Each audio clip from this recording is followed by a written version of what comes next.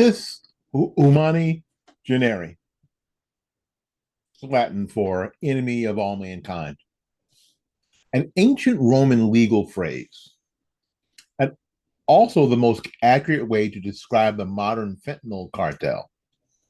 Not migrants, not victims, not misunderstood entrepreneurs, but enemies of every nation, every society, and every parent burying their child because someone in Sinaloa decided American streets were good places to test chemical warfare. Let's talk honestly. Let's talk without fear. Let's talk without pretending that Twitter activists have any idea of what maritime law even is. Because the truth is very simple.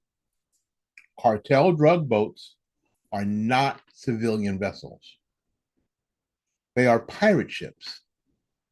And historically, legally, morally, pirate ships get sunk. Welcome to the Morning Report. Let's talk about it.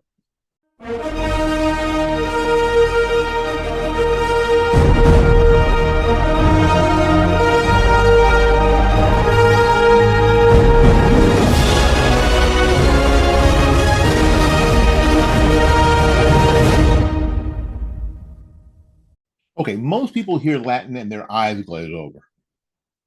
But hostis humani generi means something very real. A pirate wasn't just a criminal, okay? He was a criminal outside all of the legal circles. If you operate without a flag, if you operate outside any nation, breaking every law of the sea, then every nation has the right and the duty to stop you. No due process, no extradition, no court date, no ACLU, because you answer to no nation. And therefore, no nation owes you protection. That's the entire foundation of maritime law for the past 400 years. And guess what? It still applies. Cartel smuggling boats fit the definition perfectly. No flag, no registration, no lawful purpose, transporting poison. That's a textbook definition for hostis humani generi. And this isn't new. This isn't controversial. This isn't authoritarian.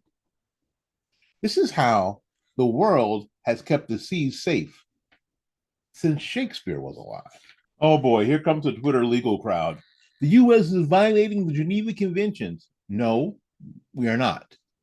And the Geneva Conventions only apply to lawful combatants who are wearing a uniform, fighting for a government, operating under rules of war, identifiable to opposing forces.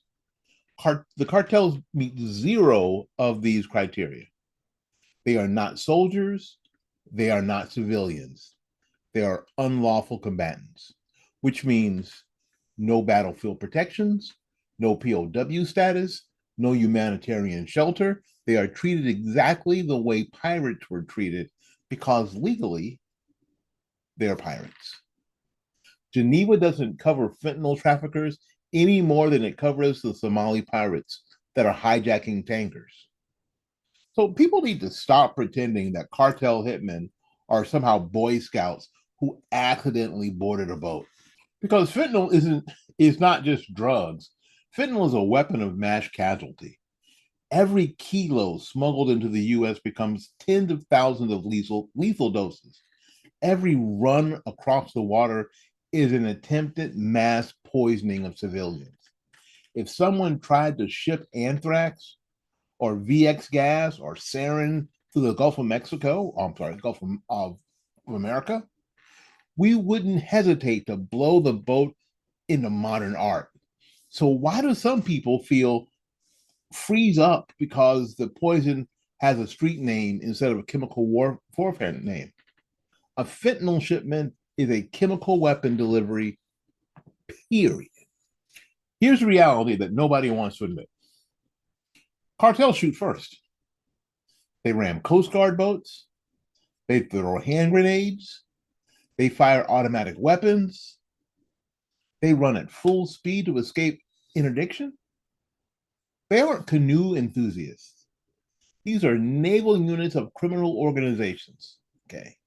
So when the Navy or the Coast Guard conducts a strike, it is because the vessel is hostile, the vessel is unflagged, the cargo they're carrying is lethal, and the operators are armed.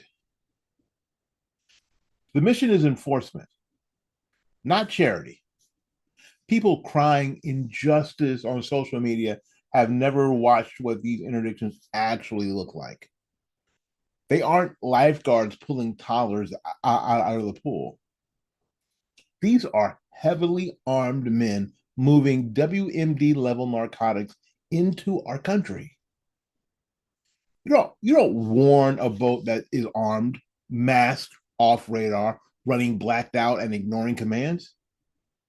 You stop it decisively. Now here's the funniest part of all of this. Some of the same people screaming about extrajudicial violence had zero problems with President Obama's 563 drone strikes, the killing of pirates off Somalia, the bin Laden raid, airstrikes on ISIS oil convoys, and the El Chapo raid in Mexico. But suddenly, a fentanyl boat gets popped and they're lighting candles like they're holding a vigil for Saint Narco, the martyr. You know what this is. We all know what this is. It's Trump. And if Trump cured cancer, they say they'd accuse him of killing the chemo industry. If Trump saved 10 kids from a burning building, they'd ask, well, why didn't he save 11? If Trump takes out a cartel boat, they act like he sank Noah's Ark. It's not morality. It's not ethics. It's not concern for human life. It's Trump derangement syndrome. And it makes some people defend the indefensible. This is my favorite question to ask critics. Okay, if blowing up cartel drug boats is evil, what would you do instead? You get silence because the only alternatives are let them go, try to board a hostile vessel armed with rifles, allow them to deliver chemical weapons into the US, hope they surrender out of courtesy. Maybe you can write them a sternly worded letter or email. Everything else puts American service members at risk. Everything else increases fentanyl death. Everything else rewards the cartels.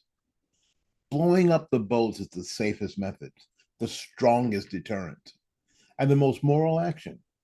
You stop the poison at the source. You don't let it under the streets and then cry about it later. Let's look at the scoreboard.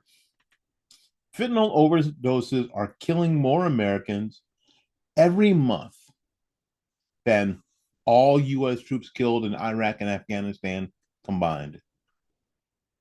All gun homicides combined. All traffic fatalities for young adults. And the drug isn't made by accident. It's shipped deliberately, strategically, with full awareness of the consequences. Every cartel boat that reaches the US kills people. Every cartel boat that gets intercepted saves lives.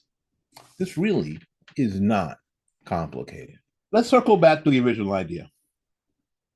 So if you operate without a nation, without a flag, outside the law, in violation of maritime norms, while transporting chemical weapons, then you're not owed due process.